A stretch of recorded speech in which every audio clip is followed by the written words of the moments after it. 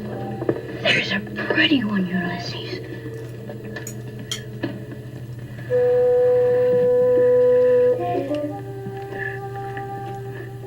There it is. Hello BookTube, I'm Sean the Book Maniac. Welcome back to my channel. Here I am with another In Other Words. This is an occasional series where I talk about the words and expressions I encounter in my reading, doing etymological deep dives in online etymological dictionaries and such.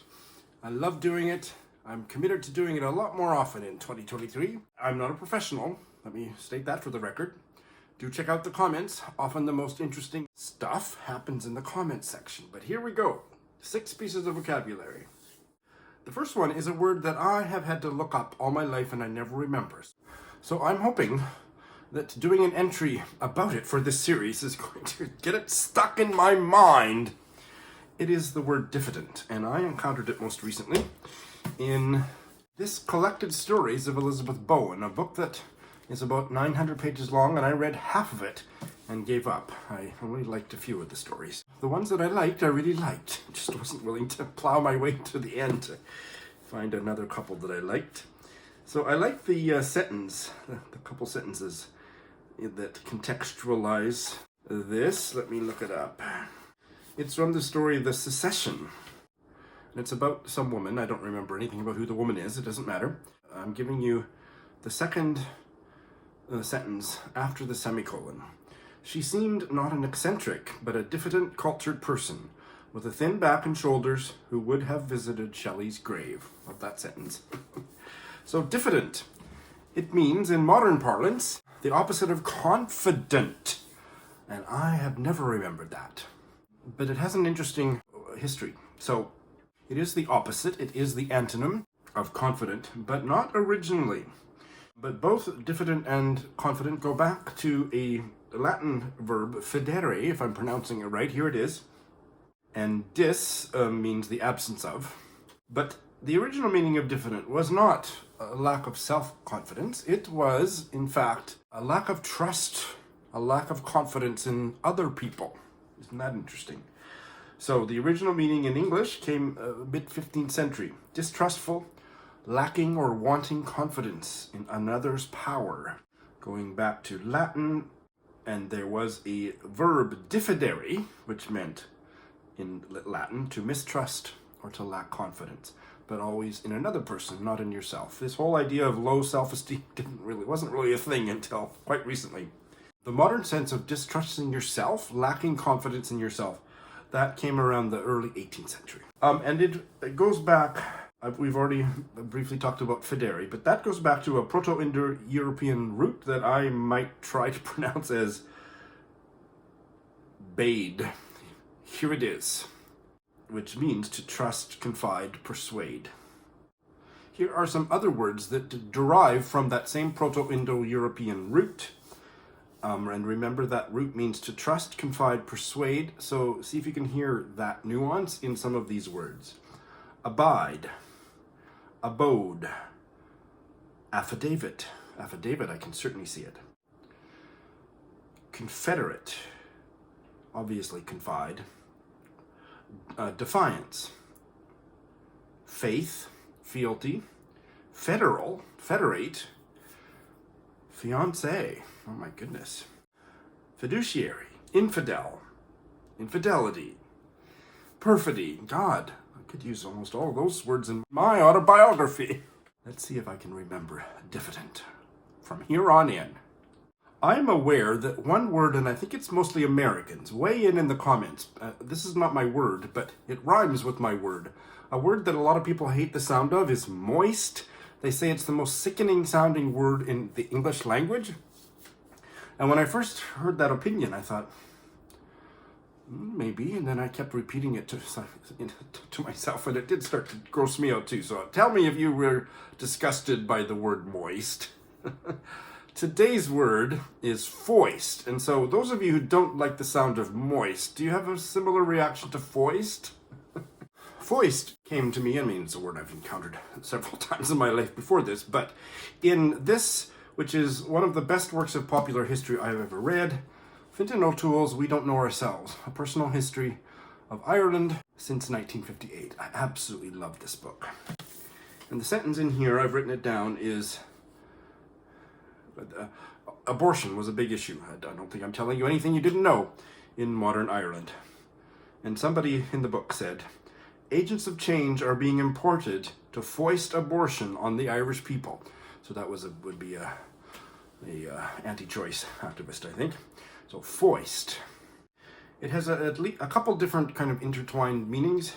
One is to sell or pass something off as genuine or valuable.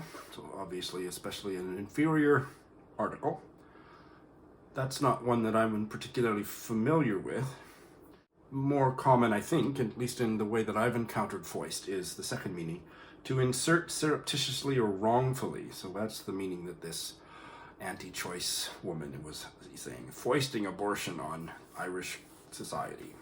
The American English definition probably makes that second meaning more clear. To bring, put, or introduce surreptitiously or fraudulently, to foist political views into a news story. So this goes back to fist. Goes back to an old-fashioned Dutch verb, vuisten, which meant take in hand. And the original meaning of foist in English from about the mid-16th century was to cheat at dice by hiding a loaded dice in the palm of your hand and then introducing it into the play and winning the game by cheating. Foist, fist, and then that became obviously much more general, introducing something surreptitiously by a trick. So how about fist? This has been around in English since Old English. It was spelled with a Y, going back to various Germanic, Old Saxon, Frisian, Dutch, German versions, going back, they think, to the Proto-Indo-European root for hand, which itself goes back to the Proto-Indo-European root for 5. Penkwe, and I think we might have encountered it in a previous episode, I don't remember, but penkwe, from which we get so many words, many of which you can hear the 5 right in it. 15, fifth, obviously. Finger, fist, foist. Pentacle, pentagon, pentecost. Punjab, the 5 rivers of India. Punch. Quintet. Quintessence. And I don't think I make a practice of this, it just happens accidentally because, you know, the fruity gay words jump out at Sean the Book Maniac. So here's one that I absolutely love. Flouncy. Flouncy. And this came from a novel from the UK that to be honest, I didn't really enjoy very much. Sedating Elaine by Dawn Winter. And it just didn't really work for me. But anyway, I got flouncy out of it. The sentence was, she had removed her coat and was wearing a flouncy cream blouse, which would look matronly and ugly on anybody else, but on her looked chic. I've got a few of those flouncy blouses myself that make me look chic, don't you agree? Now this is interesting, because the noun and the verb go back to different etymological roots, and they think at certain stage of English linguistic history, they did start to influence each other, but they go back and have different meanings and kind of a separate paths. Two linguistic ships passing in the night. So the meaning for her flouncy blouse goes back to the noun flounce, early 18th century, the deep ruffle on the skirt of a dress. And that went back to Middle English, flounce, meaning pleat, wrinkle, fold, Old French, similar meanings, Frankish, Proto-Germanic. And going back to a Proto-Indo-European root, here it is, sker, meaning to turn or bend. And that Proto-Indo-European root also gives us words like arrange, circa, circadian, circle, circuit, circumstance, crepe, crest, curve, flounce, but the close meaning, ring, and so on. Research, ridge, rucksack, search, and shrink. Oh my goodness. But we should talk about the other one because it's pretty interesting too. So like I said, the noun came into English from Middle English, but it started to be used for that deep ruffle on the skirt of a dress, 1713. The other one, the verb, is much older. Well, yeah, about 150 years older. In the mid-16th century, And that means to move with exaggerated, jerky, or bouncy motions. And a secondary meaning that developed was to move so as to draw attention to oneself. And we'll get to the third meaning that developed in a minute. But the original meaning, 1540s, to dash, plunge, flop. And they think it goes back, there is a dialectical Swedish word, flounce, which means plunge. Norwegian, same word, flounce, meaning to work or hurry, to work hurriedly or to hurry in general. But those were 200 years later than the English word. This third meaning that I've been saving to tell you about until now is to go off with a sudden determination. So it started to have a nuance of anger, to flounce around in a huff. So all of that's interesting. I still think it makes sense to me that if you're flouncing around and you're wearing a flouncy dress, that they certainly, a lot of those nuances seem like they should fit together, but apparently, according to the etymological experts, they are quite separate. An incredibly powerful memoir that I read last year was John McGahern's All Will Be Well. And he talks about being a boy and running away from a scolding, and that there was a stitch in my side, he said. And I looked it up. I had never encountered it, and I guess I just haven't been paying attention, because that is the original meaning of the word stitch in English. A sharp pain in one's side or stomach. So I think this is quite fascinating. Old English, stice, a prick, puncture, sting, or stab, going back to Proto-Germanic, all the different versions of German. There is a Proto-Indo-European root that we don't know much more about, stig-i, steig, going back to stick. But that sudden stabbing pain in the side, that was present, that was the meaning in Old English by around the year 900. The meaning of sewing, noun or verb, a stitch, that didn't come into English until, well, it wasn't too far behind, around the 1300s, the 14th century. And a stick, a piercing, you can see the connection, but it actually is not the original meaning. And I have long heard the phrase to be in stitches from laughing, and I never really understood why, but it's actually laughing so hard you've got a sharp pain in your side. Never knew that. The last two are from kind of a nature memoir that I read. I borrowed it from the university library. It was not a book I'd ever heard of or a writer I'd ever heard of, but I'm sure glad I read it. It was called Chantemesle, A Normandy Childhood by Robin Fedden. And if you like nature writing, I would really recommend it to you. He grew up as an English boy with English parents in Normandy, and I forget, between the wars, I believe. And the first word is thwart, and this is the nautical meaning. We're going to get into all the meanings, but the nautical meaning, the noun thwart, here's a couple sentences. He and his young buddy, they're about 12 years old, and this older, eccentric woman, like she's maybe in her 30s, she kind of invites herself along for a boat ride on the river. Stepping into the boat, she stumbled, and it rocked, sending ripples over the dry, round discs of the lilies. Though the trees were already throwing shadows across the water, it was a bright, tranquil evening. The thwarts where we sat in our bathing slips retained a warmth from the day's sun. She shivered. So, thwarts. It's the bench across the boat. Here's some pictures. That is an on-deck boat that seats for the crew and gives a structural rigidity to the hull. So that was all new to me. When we start to talk about the more mainstream meanings, you'll see how it fit into this noun meaning of thwart. Curiously, the adverb is the first form of this word that came into English around 1200 from a Scandinavian source, probably Old Norse, meaning across, transverse. And when you follow it back to Germanic and Proto-Germanic, there was a sense of being twisted or oblique. And that part I'm still a little bit befuddled by. But yet it also shows up in the more modern verb thwart. So hang on to that thought. And it goes back to a Proto-Indo-European root. I don't know how to pronounce it. Terkw. Here it is, meaning to twist. And from that Proto-Indo-European root, we get other words such as torsion, contort, and torture. So this is one of those words, and I read a long article. I think I'll link this article. I think it was from the Christian Science Monitor from a couple of years ago that talked about the two kind of opposing meanings of thwart. So, as we've seen, thwart as an adverb meant across. So does the preposition athwart mean across. One of Shakespeare's characters was thwarting the seas, crossing the seas. But what about this other meaning? Because the verb thwart means to oppose or hinder. How does that work? Well, if you think about it, in this Christian Science article, it explains it all very nicely.